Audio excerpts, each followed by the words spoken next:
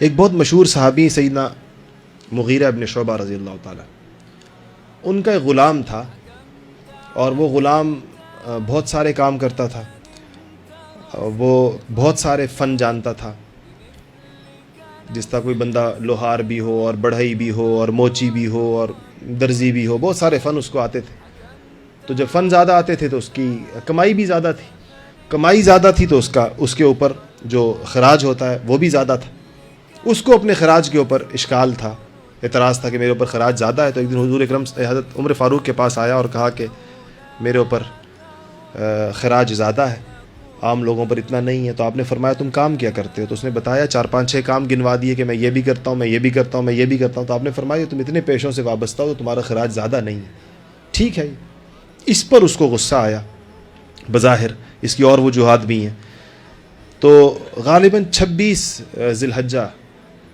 فجر کی نماز تھی۔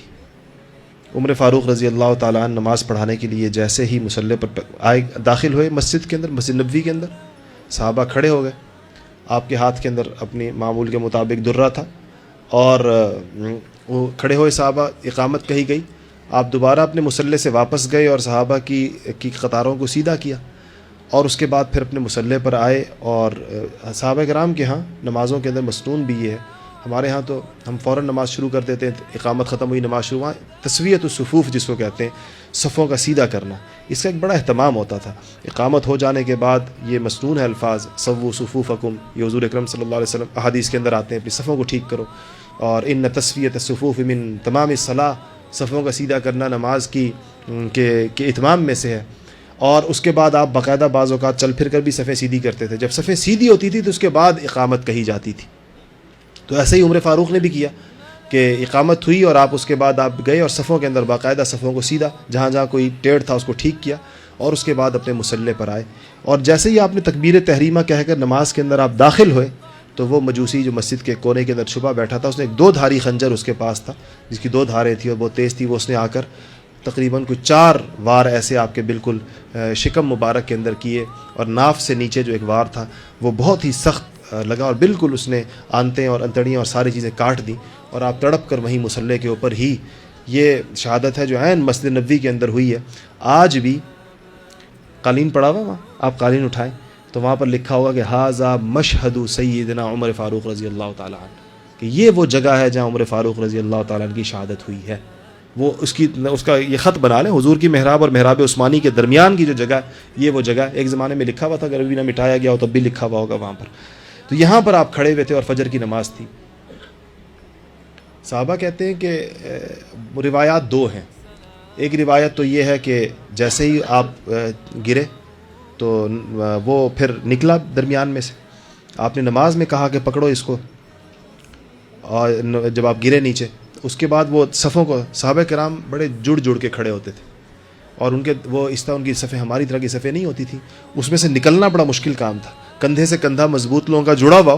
تو وہ صفیں چیرنا مشکل ہوتا ہے۔ تو وہ اس نے اس میں سے نکلنے کی کوشش کی، اس کوشش کے اندر جو بھی اس کے رستے میں لوگ، یوں تو تھا نہیں کہ وہ یوں نکل جاتا مونڈے لوگوں کے ہٹاتا ہوا، تو وہ پھر وہی 2 دھاری خنجر چلاتا ہوا نکلا ان صفوں میں سے، اور 12 اور لوگوں کو زخمی کیا، جن میں سے ایک روایت کے مطابق 6 شہید ہو گئے، دوسری روایت کے مطابق 9 شہید ہو گئے۔ یہ وہ لوگ ہیں جو وہ رستہ بناتا ہوا جب قاتل جا رہا تھا تو ان کو، لیکن بہرحال پھر ایک صحابی نے پیچھے سے آ کر اس کے اوپر کپڑا ڈالا اور اپنے کپڑے کے اندر اس کو جھگڑ لیا، اور اس نے جب دیکھ لیا کہ میں پکڑا گیا ہوں تو اپنا خنجر اپنی گردن پر چلا کر خودکشی کر لی وہیں پر اس نے۔ عمر فاروق رضی اللہ تعالیٰ عنہ کو صحابہ بعض تو یہ کہتے ہیں کہ عمر فاروق 2 روایتیں ہیں، ایک روایت کے مطابق عمر فاروق کونے میں رہے اور آپ نے اپنے پیچھے سے صحابی کو آگے کر دیا، غالباً عبد الرحمن ابن عوف کو، کہ ان کو کوئی نماز آگے پڑھا، باقی نماز پڑھائے۔ عبد الرحمن ابن عوف نے وہیں سے نماز پڑھائی، عمر فاروق مسجد میں ہی تھے۔ صحابہ ایک جس روایت کے اندر ہے تو صحابی کہتے ہیں کہ اچانک ہمیں آواز عمر کی بدلی ہوئی محسوس ہوئی، اس سے پتہ چلتا ہے کہ ان کو نہیں پتہ چلا یہ سب کچھ کیا ہوا،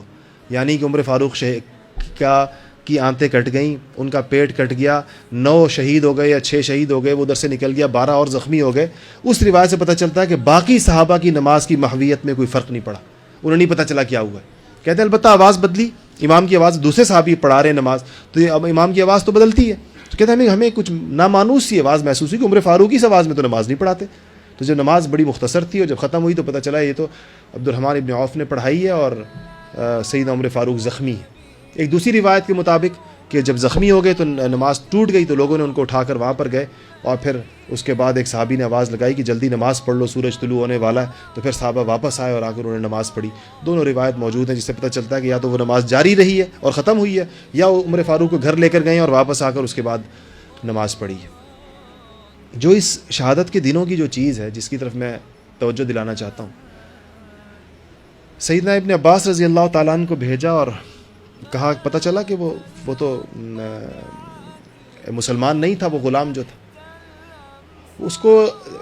ان کو بھیجا اور انہوں نے مدینہ منورہ میں ایک عجیب اعلان کیا اور پوچھا کہ کیا عمر فاروق پوچھتے ہیں کہ کیا میرے اوپر اس حملے کے اندر تم لوگ بھی شریک ہو؟ عوام سے، عامت الناس سے پوچھا، تم لوگ بھی شریک ہو؟ پوچھتے ہیں۔ تو لوگوں نے کہا کہ آپ کیسی بات کرتے ہیں، ہمارے ماں باپ عمر فاروق پر قربان، ہماری اولادیں قربان، یہ تو ایک غیر مسلم غلام تھا جس نے یہ حرکت کی۔ عمر فاروق انتظار کر رہے تھے کہ ابن عباس رضی اللہ تعالیٰ عنہ کیا پیغام لے کر آتے۔ ابن عباس آئے اور انہوں نے کہا کہ اہل مدینہ سارے کہہ رہے ہیں کہ حاشا وکلا، ہم اس پر بالکل راضی نہیں ہیں اور نہ اس کے اندر شریک ہیں۔ تو آپ نے فرمایا کہ اللہ کا شکر ہے کہ میرے قتل کے اندر کوئی ایسا فرد شریک نہیں ہے جو روز قیامت یہ دعویٰ کرے گا کہ اس نے اللہ کے آگے ایک بھی سجدہ کیا ہے۔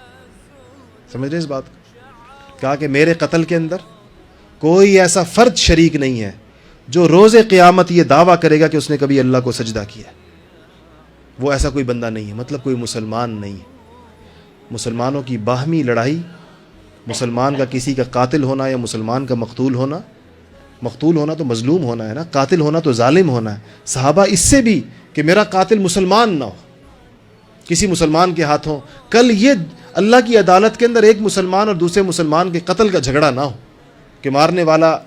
مسلمان ہے اور مرنے والا بھی مسلمان ہے، یہ مقدمہ بارگاہ الہی کی عدالت میں پیش نہ ہو۔